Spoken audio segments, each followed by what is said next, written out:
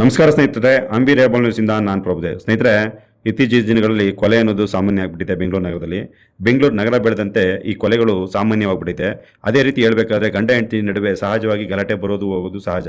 ಆದರೆ ಇಲ್ಲೊಬ್ಬ ಪತಿರಾಯ ಹೆಂಡತಿನೇ ಉಸಿರುಗಟ್ಟಿಸಿ ಸಾಯಿಸಿ ನೇಣ ಹಾಕೊಂಡಿದ್ದಾಳೆ ಅಂತ ಸುಳ್ಳು ಹೇಳಿ ಈಗ ತಗಲಾಕೊಂಡಿದ್ದಾನೆ.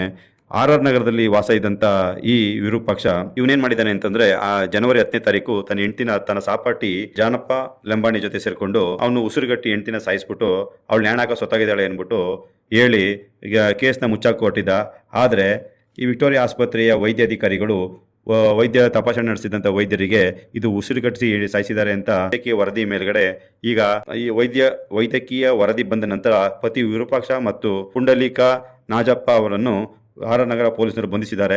ಈಗ ಇದರ ಬಗ್ಗೆ ಇನ್ನೂ ಹೆಚ್ಚಿನ ತನಿಖೆ ನಡೀತಿದೆ. ಆದರೆ ನೋಡಿ, ಕೊಲೆನ ಯಾವ ರೀತಿ ಮಾಡಿದ್ದಾರೆ ಅಂತಂದರೆ, ಹೆಂಡತಿನ ಕೊಲೆ ಮಾಡಿಬಿಟ್ಟು ಯಾವ ರೀತಿ ತಪ್ಪಿಸ್ಕೊಳ್ಳೋಕ್ಕೋಸ್ಕರ ಯಾವ ರೀತಿ ನಟನೆ ಮಾಡಿದರು ಅಂತಂದರೆ, ಒಬ್ಬ ಚಾಟ್ಸ್ ಅಂಗಡಿ ನಡೆಸಿದಂಥ ಆರ್ ನಗರದಲ್ಲಿ ಇವನು 1 ವರ್ಷದಿಂದ ಕೆಲಸಕ್ಕೂ ಸಹ ಹೋಗ್ದೇನೆ ತಾನು ಹೆಂಡತಿ ತಂದಂಥ ಹಣದಲ್ಲೇ ಬಾಡಿಗೆ ಕೊಟ್ಕೊಂಡು ವಾಸ ಮಾಡ್ತಿದ್ದ.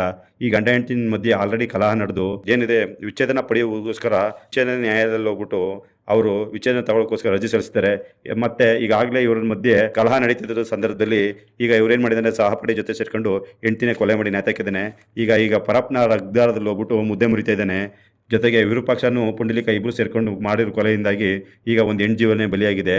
ನೋಡಿ, ಸಾಮಾನ್ಯವಾಗಿ ಜಗಳ ಬರುತ್ತೆ ಹೋಗುತ್ತೆ, ಆದರೆ ಇದು ಕೊಲೆ ಅಂತ್ಯ ಆಗಬಾರ್ದು ನಮ್ಮ ಅಭಿಪ್ರಾಯ. ನಮಸ್ಕಾರ.